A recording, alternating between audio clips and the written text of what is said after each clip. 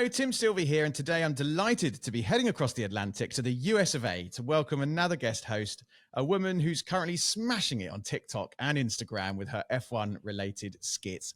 Over the moon to have her here alongside me asking the question to today's guest. It's F1 Caroline. How are you? I'm so good. How are you? Very well. Good to have you here. You do podcasting, don't you? This isn't anything particularly new for you. Yes. I host a podcast, but I also work in audio engineering. So I get to do all the fun stuff on the post side, editing out the ums, the likes, the coughs. It's Very so good. glamorous. Yeah, totally. And now for our UK, our audience is primarily or mostly UK based, and we have a small US audience. But for our UK listeners, Caroline, just quickly tell them who you are and what you're doing.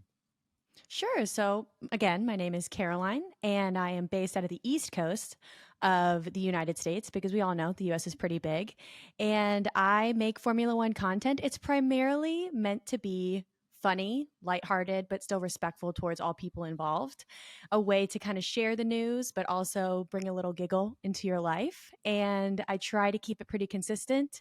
I like to bring in some pop culture elements and use movie quotes and music to implement into the brand. But I also love working with any and all people that are involved in Formula One, learning more about what they do and how we can get their message out to the masses. Brilliant.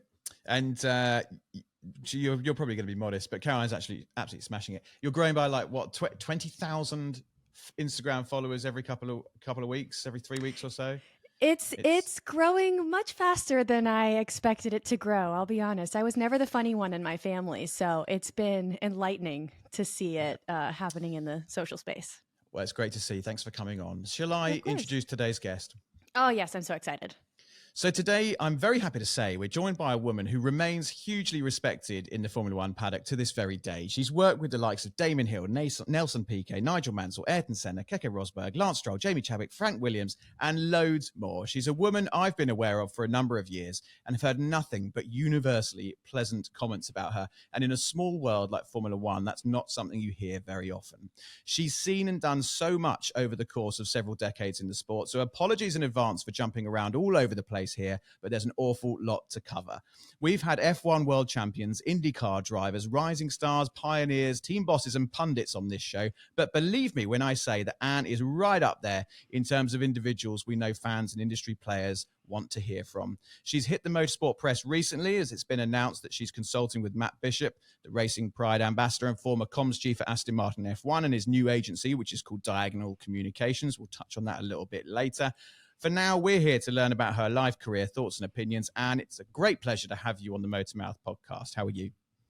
Well, I'm very well, and after that build-up, I mean, I won't be able to get out of my office door after I've done this podcast. All completely justified. So, I pay these guys very well. You know, I've done a lot of free meals over the years. Well, that is so wonderful. So, Miss Anne, is it all right if I call you Miss Anne, or would you like for me to call you Miss Bradshaw? In fact, I was called Miss Anne many years ago when I used to work at Road Atlanta, and so I got used to being called Miss Anne. So I'll answer to anything, to be honest with you. But a lot of people usually call me Annie B. That's my sort of name in the paddock. That's I got named that a few years ago, and so I'll answer to anything. Okay, great. Well, my mom raised me to use the Mr. and Mrs., so I might be reverting back to my childhood. But where are you joining us from today, Miss Anne? From Cambridgeshire. I live in North Cambridgeshire, so about 90 miles north of London. Very Wonderful. Nice. So take us all the way back, Anne. Where were you born? Where was home originally? What was life like for a very young Annie Bradshaw? Well, in fact, I was born very near to where I'm sitting now. I went away, went around the world and then came back because it's a nice place to be. But yeah, I was born on a farm, grew up with lots of animals, cats, dogs, pigs, cows, and a brother who said to me, don't even get interested in horses, as all my friends were, because we have horsepower in our family, not horses. You're going to like cars. So I did. It was easy way out. He was 14 years older than me, so he was a bully. So, and he loved the sport. Still does to this day. Was a bit of a rally driver in those days, but only very, not an amateur one. So he started it, and I've never looked back. Uh, what would we be without our brothers, honestly? So grateful for them. Now, Yeah. you started as a team press officer in 1985. What brought you to that point, and what were you doing before that? Well, I actually started full-time motorsport in 1971. I went to work for the British Racing and Sports Car Club. Before that, I was a journalist. I was a local newspaper journalist. I was a bit bored with births, deaths, and marriages. A friend of mine who was involved in the sport rang me one day and said, "Oh, my girlfriend's just been to see her ex-boss. He needs somebody to work for him. Do you fancy it?" So I said yes, and that was, say, the British Racing and Sports Car Club. We were organising F1 races, sports car races, Formula Ford races, and so that's how I started in the sport. I then went back to journalism to work for Autosport magazine, did rallying. From there, I then went to head of press and PR for well, it was an REC Motorsports Association, which is Motorsport UK, so the governing body of sport in the UK, and press officer for the British Grand Prix, the REC Rally, the Kart Grand Prix, all sorts of things. And then it was in '85, which I was approached by an agency I worked with, who they used to run the PR for JPS and Marlborough at the races, and said, "Look, we've got this deal with Williams. We look after their sponsors, and we've got Canon on board, and we want a press officer. Would you like to come and do it?" So I said, "Why not?" So that was literally how I started that. Wow. Was that role as a press officer at that point? Is that a new role? Like, was that something that was already in existence, or were Canon kind of just like, we want to get more press and make the most of this opportunity with the team? Let's call it a press officer and let's get someone to do it. It was a very new role, and there were a couple of us in the paddock, both working for CSS. Another guy called Tony Giardino, I'm sure you've heard of. He was doing JPS, Yeah. and I did Canon. So yeah, it was a relatively new role. The teams didn't have press officers in those days. I mean, there wasn't even a way of giving us a pass or anything, because they didn't even know I think Bernie didn't even know we existed. But what do you want a press officer for? But yeah, so it was yeah. I think we were right there, the first press officers for F1 teams. That's incredible. So once you came in, what was it like to work with Frank Williams? Well, I'd met Frank before, because in my job as an organizer, I'd come across him when he used to put entries into the race meetings. So I'd known Frank for a while. So it was it was great. I mean, Frank. The only thing Frank cared about was his team and winning. And yeah, it was very, very nice. But if you didn't make the car go fast, it wasn't really that interesting what you did. So That makes sense. Typical. Well, that's in those days that was all they cared about, and there wasn't even. I mean, obviously we had Canon, which was quite a big thing that Canon came in. But yeah, no, I mean, Frank was very good. He was always looking for the next deal. Taught himself all these languages so he could go and talk to the French, the Germans, the Italians, and that sort of thing. But no, he just let me get on with my job. But yeah, didn't get too enthusiastic about it, But he liked to know what was going on in the other. Did you have much exposure to the commercial side of the sport? Because obviously, I suppose Bernie was running a lot of things back then in terms of sponsorship, but with the likes of a big brand like Canon coming in, it'd be interesting to know what the sort of sponsorship value was at that point. Because my background sponsorship in F1 and some of the deals that I was doing in the heyday before the crash, like 60, 70 million pounds a year deals. What sort of values would the likes of Canon be paying back in 1985? Do you know? I don't know because I was literally on the PR side. I didn't get involved in that. We had people like, well, in fact, the agency I worked for did the deal. It's called CSS Promotions. Andrew Marriott, Barry Gill, Steve Herrick. They did the promotions. In fact, the reason they got involved with Williams was because Steve Herrick, who was the MD then, he worked for Leyland, and Leyland had been sponsors of Williams, and he got very close, a great friendship with Frank, and then went to the agency, and then were the official sponsorship finders for the team. I mean, we had Canon, we had ICI, we had Denim, but yeah, but they were big figures in those days. I mean, not like today, because obviously, perhaps Williams had about 50 or 60 people working for them rather than 500 or 600.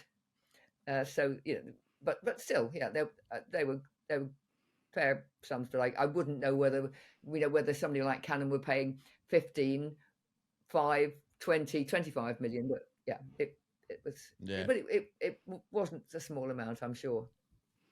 Yeah. Yeah. Now, Nigel Mansell. I don't think it's any secret that Nigel can be a little bit difficult at times, and I'm sure he won't even care someone saying that, because he's probably very, very well aware of it. Like you say, back in those days, the drivers, the team owners weren't necessarily that interested in the press side of things, but you still had a job to do. You still had to get press for Nigel, whether he liked it or not. What was he really like to deal with in 1985? Was Nigel Mansell a right pain in the backside? Nigel's Nigel. He. I don't know how to put it. I mean, the biggest drama was if you went up to him to speak to him and you'd eaten garlic the night before. That was a no-no. Oh. Couldn't have garlic in the home. He couldn't cope with garlic. Yeah, I mean, Nigel. Nothing had been easy for Nigel. I mean, I don't know whether you've seen the new documentary, the Mansell Red 5 documentary that's just come out this last weekend. But Nigel fought his way through, no money, all sorts of injuries. And he'd always had to fight. So, he was used to fighting and perhaps being a bit prickly about things because he was so determined to get there. And people weren't always making his life easy. And I tell you, I'll forgive him everything, every difficulty or whatever it is, because that man could drive. He was a brilliant driver. And he as I say, he was 11/10 driver. So, yeah, he could be difficult. But, God, at the end of the day, he got in that car and wrung its neck. And yeah, the media loved him. The fans loved him. And we had a group of journalists who just hung on his every word. They were all from obviously from the Sun, the Mirror, the Times, the Telegraph, the Express. They loved him because he kept them in jobs. He kept them going to races because he would always give them great quotes. We'd have a few dramas, but yeah, he's an important part of British motorsport history. Without Nigel Mansell, so was his moustache. So was his moustache. It's been a lot less exciting. And yeah, I mean, every so often when he'd shave the moustache off, that was a bigger story than what he'd just done in the car. Well, and what's Formula One without a little bit of drama? But we won't let you pick favorites, but who has been a real joy to work with? Oh, I mean, that is like you're saying with joy. That is like asking somebody to say, which is your favorite child when they've got. Ahead of this, I actually decided to look up a few facts of the people I've worked with. In Formula One, in the Formula One paddock, I have worked with 32 different drivers. Wow. Then another 7 who have been Formula One drivers, but I dealt with them perhaps in Formula BMW or sports cars, and 8 world champions.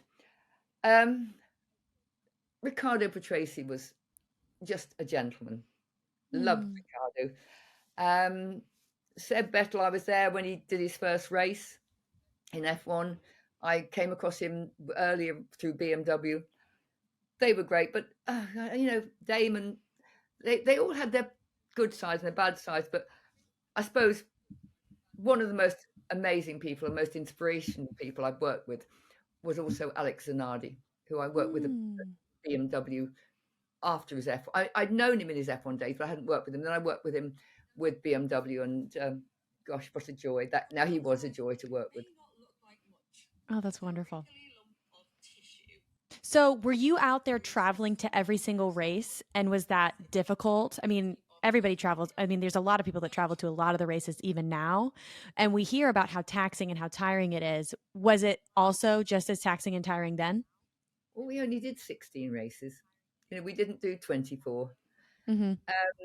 No, it wasn't as taxing. We didn't do as many flyaways. We weren't all over the world. We didn't go to America 3 times. We didn't it was a different world because say F1 was more Europe centric. We had the flyaways. Okay, we'd go to Detroit. Then obviously we then went to Suzuka and we went to Adelaide and places like that.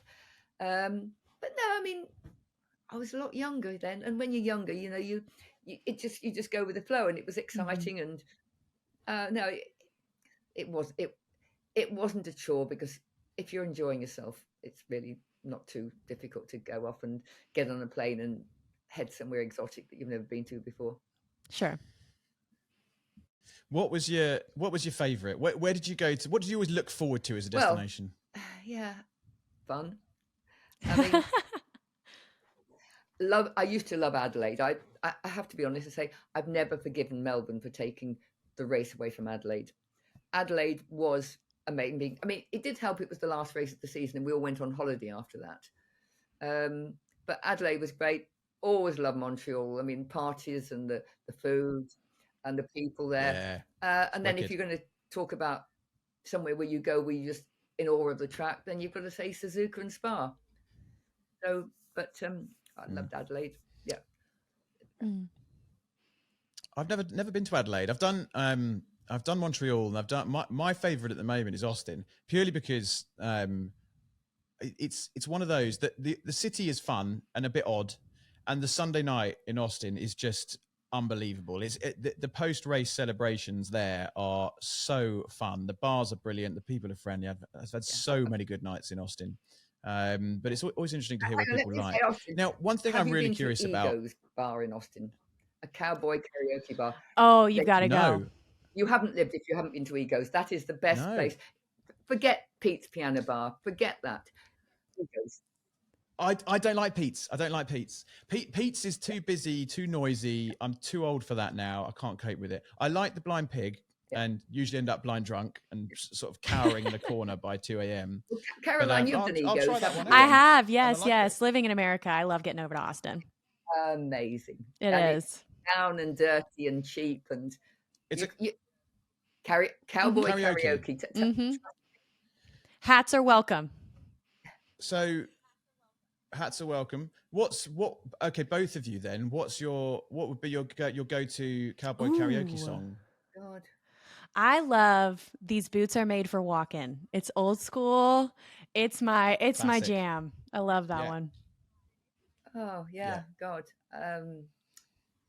Oh God, that's put me on the spot. I usually do.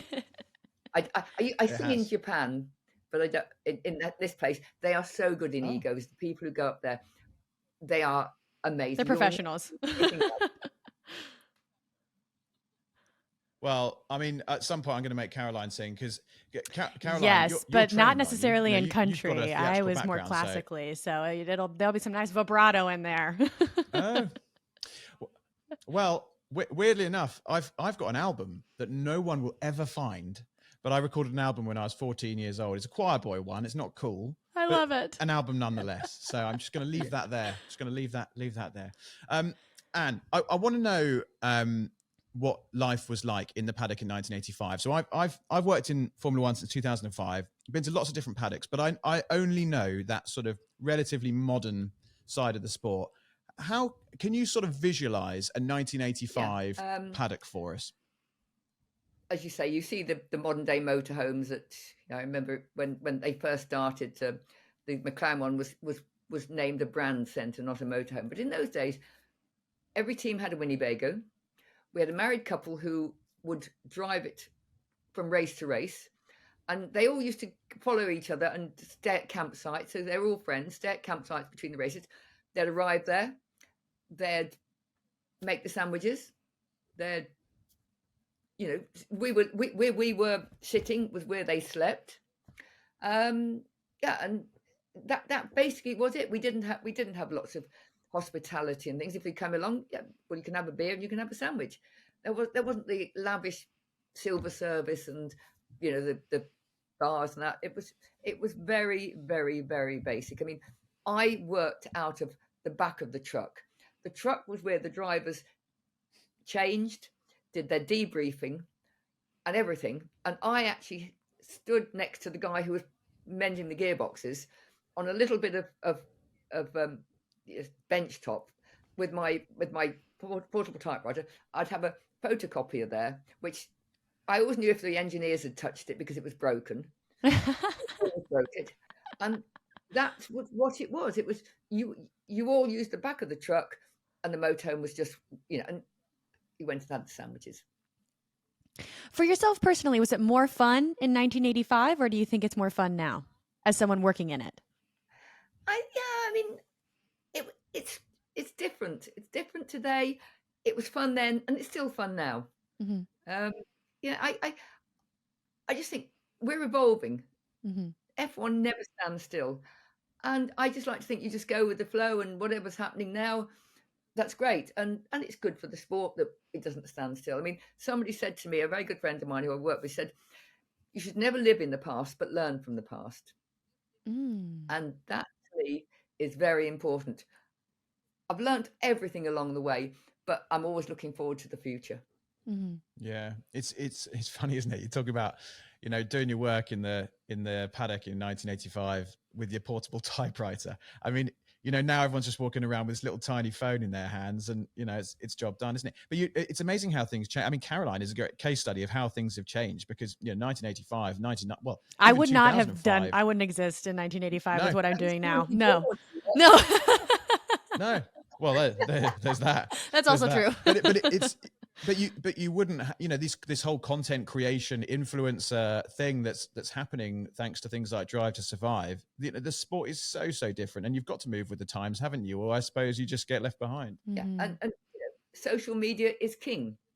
You have to have your social. I mean, in my days, it was whoever, oh look, the end of the week we get Autosport and see what they'd written, the newspapers, but it now it's instantaneous. So you've got to be over that. You've got to have content. You've got to have funny things. You've got to have Lando Norris doing funny things. You've got to have Carlos Sainz doing funny things.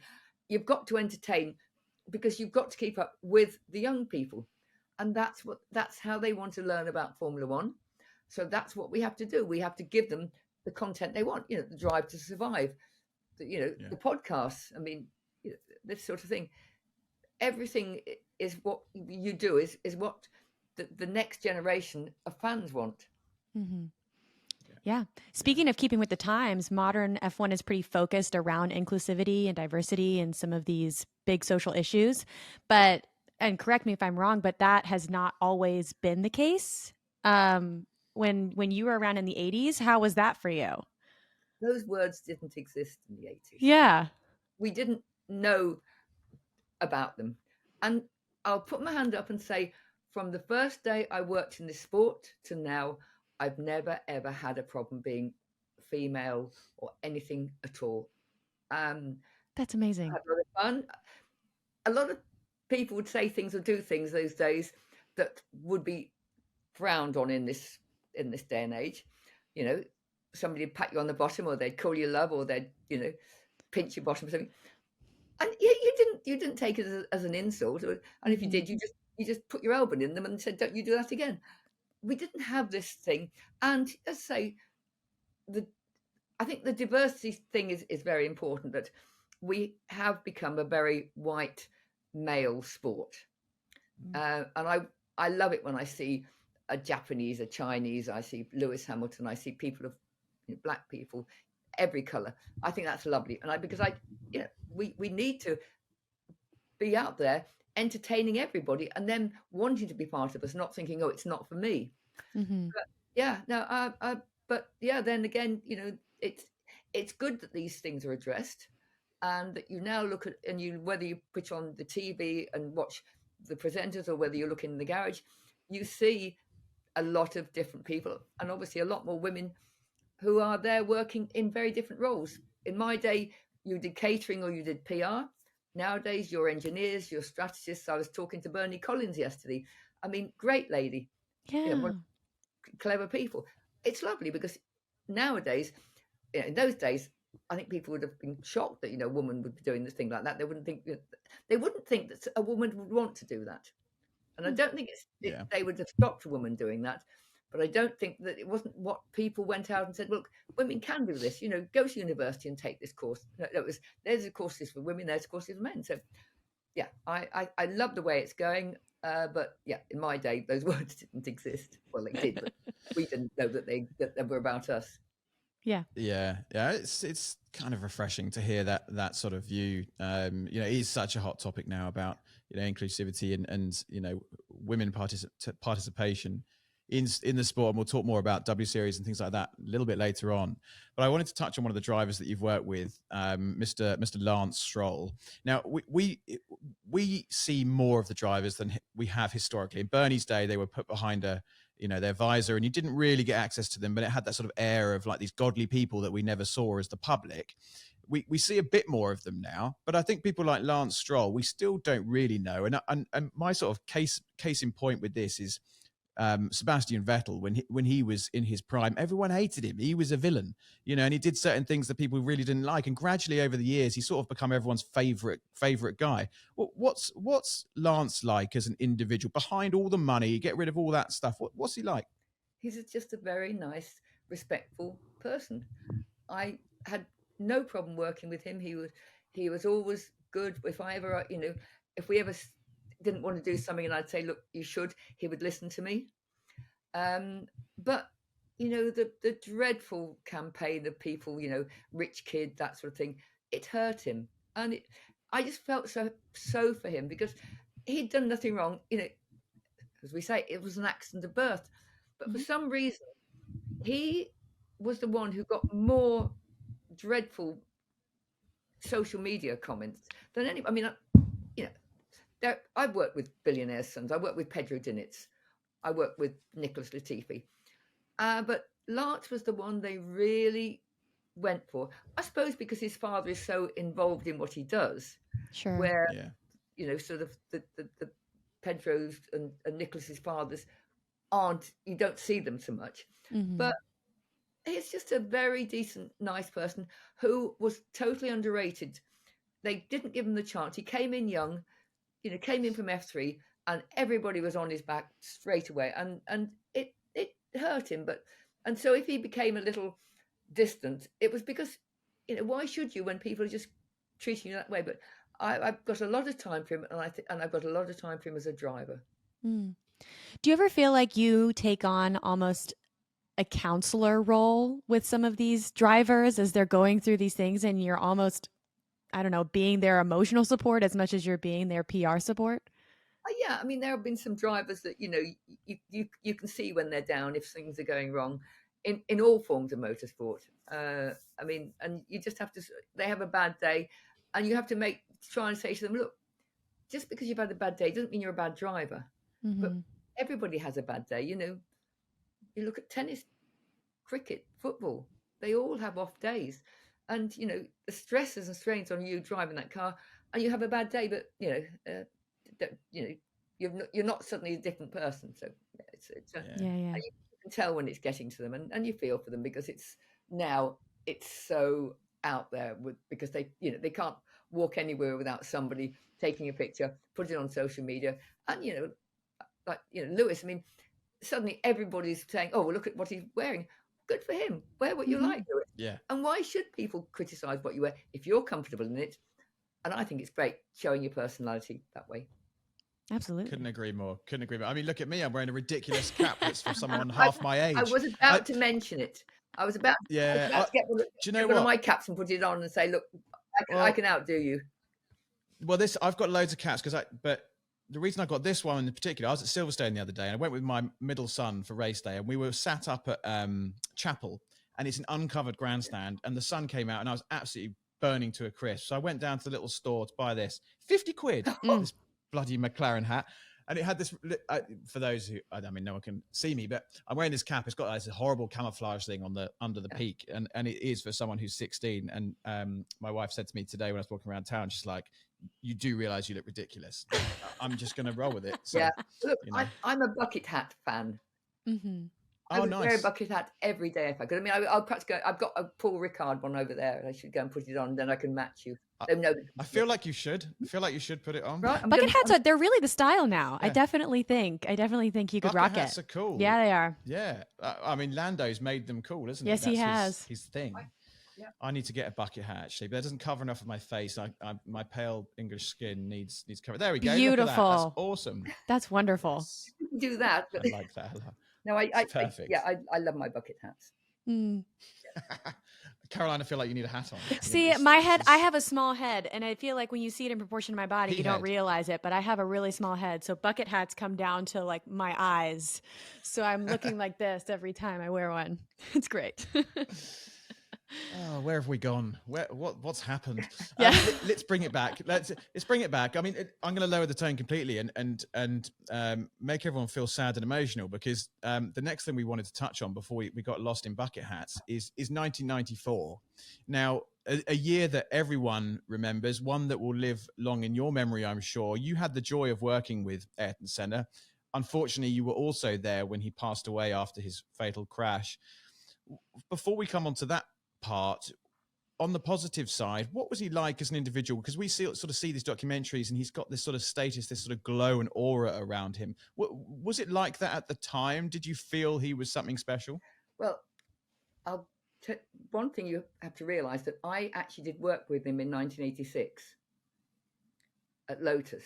It was through the agency.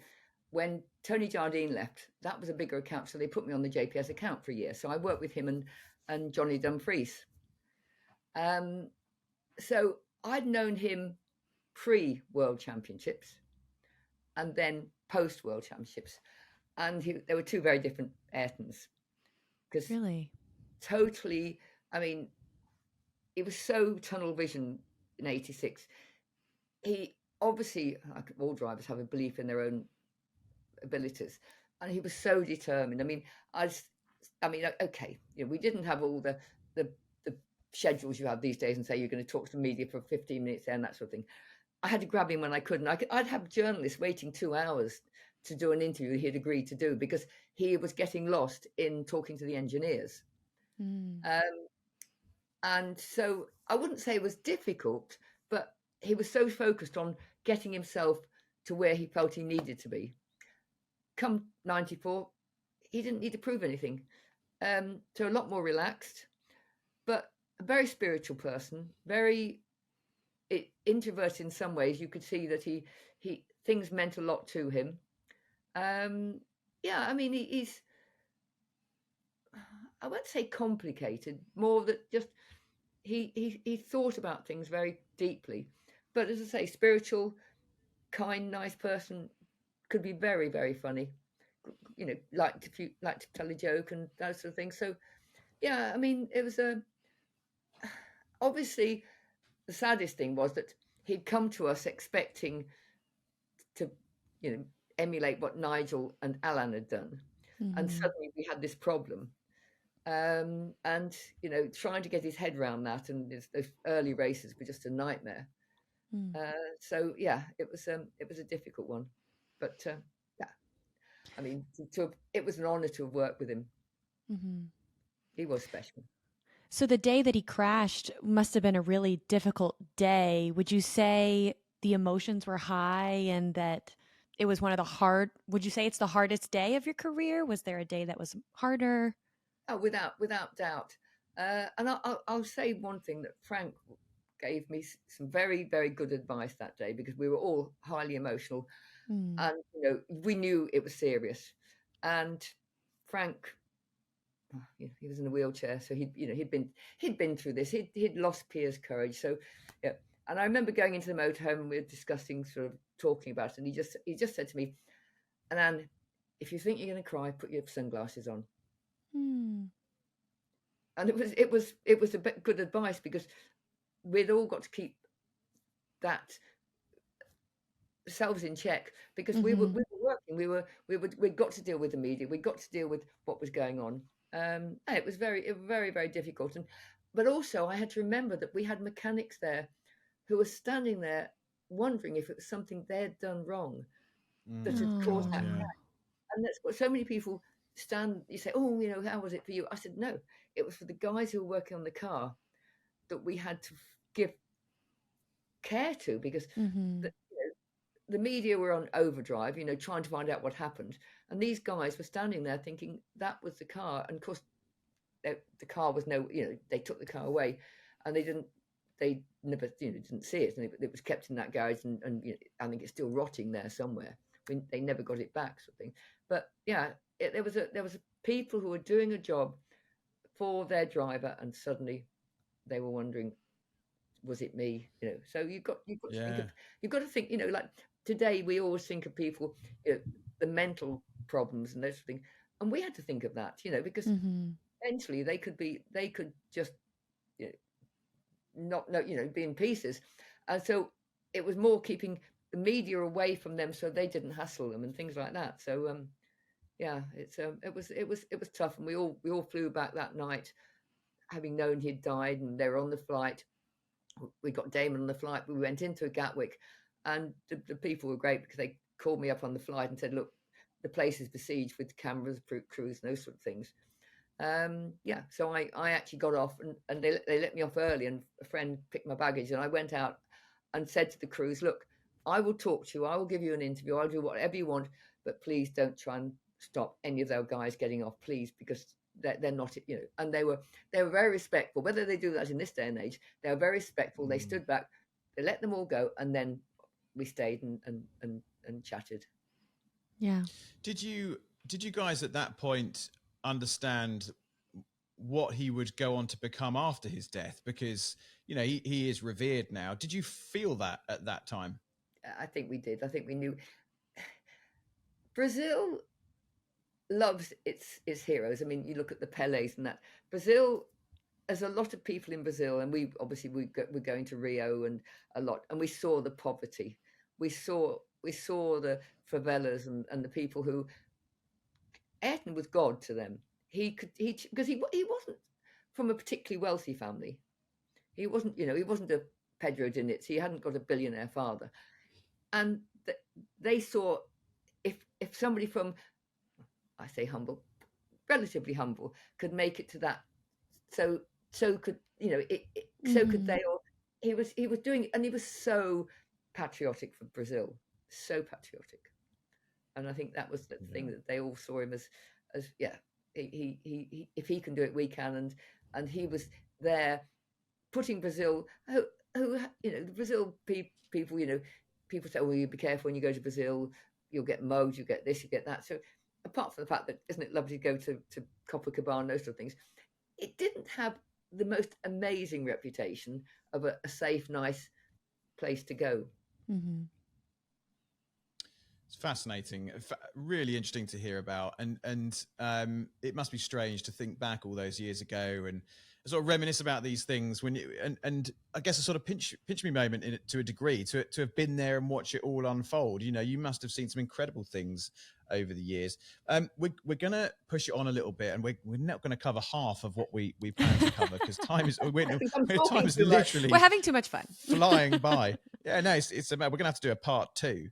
But I'm curious to get a bit more insight into the non-F1, Anne. So what do you do apart from sporting bucket hats? What do you do outside of racing? What do you do for fun? What do I do for fun? Well, I've got 2 dogs called Elvis and What Priscilla. sort? So they keep me occupied. They're only little Pekingese, so we don't go running around long walks. Yeah, I love gardening. I've got a garden. I love Indian cooking. Ooh.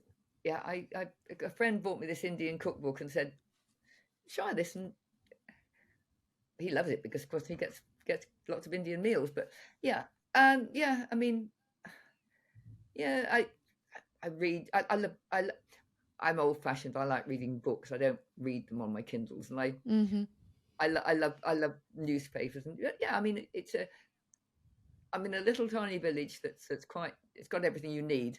So I'm sort of, when I'm not away, I'm doing things around the house and around the garden and things like that. So it's I've got a third of an acre that drives me crazy. Do you have a signature Indian dish that you feel like you've perfected?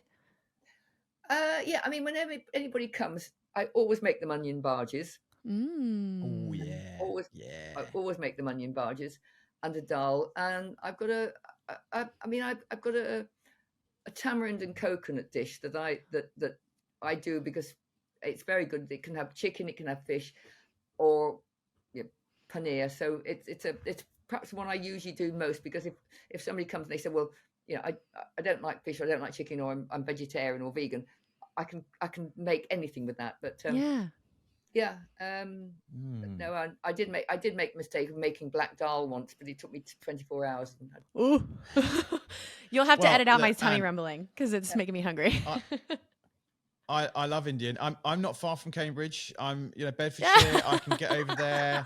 He's in inviting half an himself hour, over. So Yeah, I mean, if you can whip up a jalfrezi, I'm yours. there you go. There you go. All right then. So you're a good cook. You I didn't say I'm a garden. You do all good these cook. I things. just I enjoy cooking. You enjoy cooking. What are you completely crap at? What are you rubbish at? Technology. Didn't you notice? Oh. Trying to get me on to Chrome and You made it. You did you great. Did it. Yeah. Yeah, I'm pretty bad at technology. I can't sing, and I don't. People say I sing in the shower. I don't because I offend myself.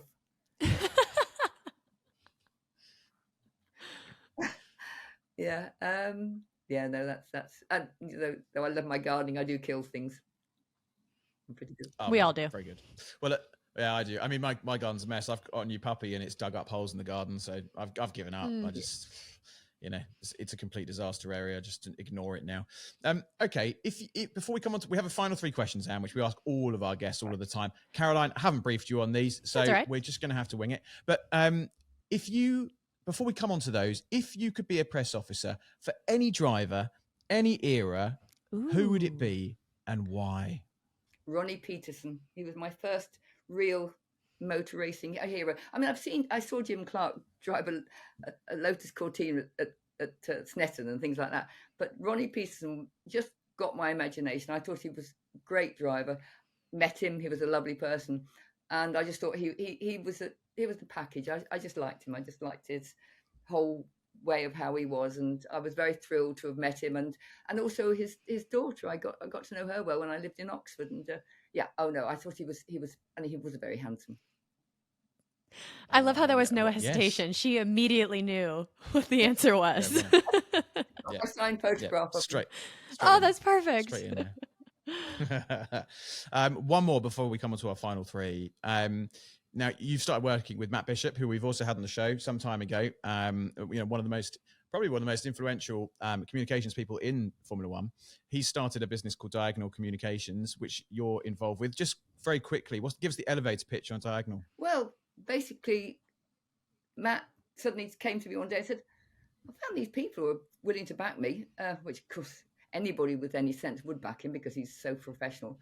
And said, we want to just go out there and not be an enormous agency, but go and offer some very bespoke comms to could be drivers, could be teams, could be sponsors. And say I worked with him at W Series. I mean, I've known him for years, and it just seemed a nice fit. And Joe Downs, who also with us in W Series, and a guy called Tim Holmes, who's a motorsport industry fan. It's just one of those things we thought, well, you've got a lot of big agencies around doing things, but why not just have a smaller one, a boutique agency, as Matt calls it. We've all got contacts. We've all got people who get us to do work for them. So why don't we just join forces? Then whoever wants it has got 4 rather than 1. Yeah, that's perfect. Yeah, makes total sense. And I know the guys that are supporting it and backing it. They're a good group of people. So you've got yourself in with some good ones there. Now, it is time for our final 3, which is brought to us by our brilliant show sponsor, Mr. Paul Oz. Make sure you head to pauloz.com to see his amazing art and F1 sculptures. And actually, I think finally next week we're in a position where we'll launch our competition with Paul. So on social media, we'll be running a competition. You can win a absolutely stunning, I think it's a Senna painting on canvas, which is worth a huge amount of money. And Paul's going to do it. It's an original, and we're going to give that away to one of our listeners. So stay tuned to social media next week to see how you enter that competition. Now, Caroline, so you won't know this unless you've listened to our show, which presumably you have. Yes, I have. Hopefully. We have a final 3 questions that we ask all of our guests. I'm going to throw it straight to you to kick off with question number 1. All right. So, Miss Anne, what has got you really excited at the moment? It could be anything. I think the way that Formula One is growing, that people like Ford, Audi, Honda are coming back in, and I just think whatever you see a lot of criticism, but the future for Formula One, I'm very excited about because it's growing, and I just think that those people going to come in for the future is going to be incredibly exciting. It is a big question these days whether or not people think it's going to continue to grow at the rate that it's been growing. I want to throw it to you and just ask, do you think that the rate is going to decrease but still continue to grow, or that we're going to plateau or decline? What's your take? Well, I think we're going to continue to grow because I think that Formula One are doing all the right things. I mean, obviously we have Drive to Survive. Mm-hmm. I mean, you in America know how much that has played an important part in making sure that you go to Austin, Miami, obviously Vegas, and the crowds will come in. I mean, I've been to some pretty poor attended F1 races in the States in the past. You know, I remember Phoenix and things like that. But nobody understood F1. I think I think that we're getting out there, social media, Drive to Survive, and as I said before, those big manufacturers coming back in will only do power of good because they're not going to come in if they don't see a way of using it as a marketing tool to get to their audiences and to sell cars. And I completely agree. Yeah, absolutely. Second one for you. How much of your success do you put down to luck and right place, right time? And how much do you put down to sheer hard work and grafting? Oh, I've always been in the right place at the right time. I mean, I've been lucky. I mean, I work quite hard, you know, but you do when you're enjoying yourself, you know, so, but no, I mean, I've had some great opportunities, people coming along, and I still have. I mean, even yesterday I was offered some more work and things like that. I have been in the right place at the right time. And then I had the opportunity to do things that I've enjoyed. So yeah, I've been very lucky. Yeah. It's hard to be wanted, isn't it? So to kind of bring it down a little bit, what are you scared of? Oh gosh, what am I scared of? Don't like wasps. Me neither. I'm allergic, and I'll die if I get one too close to me. So I feel that. Oh, shoot. A snake. I found a snake last year on my doorstep, lying there in the sun. And I did say to somebody, "Oh well, it got itself away because it was more frightened of me than I was." That's not true. I was terrified. I cannot go into a snake house for anyone. I just hate reptiles. I don't blame you. That's fair. Wasps. Do you know what? We've never had wasps before. It's the first wasps in 160 episodes. Really? Oh, I love bees. I mean, my garden's full of flowers for bees, but wasps, I think they are unnecessary. Agreed. They are unnecessary. A bit like pigeons. What's the point of pigeons? Someone tell me the point of a pigeon. They're bad for you, Caroline. I'm anti-wasps even more. Yes, down with the wasps, up with the bees. That's how we feel. Yeah. Hell yeah. And it's been an absolute joy hearing from you. As I've said, we've literally covered probably less than half of the topics that we wanted to, but we've already kept you for the best part of an hour. So I'm going to let you go. But listen, best of luck with Matt and the communications business. Sounds really exciting. Best of luck with all your future endeavors in and around the F1 paddock. I'm sure we'll see you around soon. But for now, thank you so much for joining us on the MotorMouth podcast. It's been a pleasure, and thank you for inviting me. And it's been a great chat. So thank you.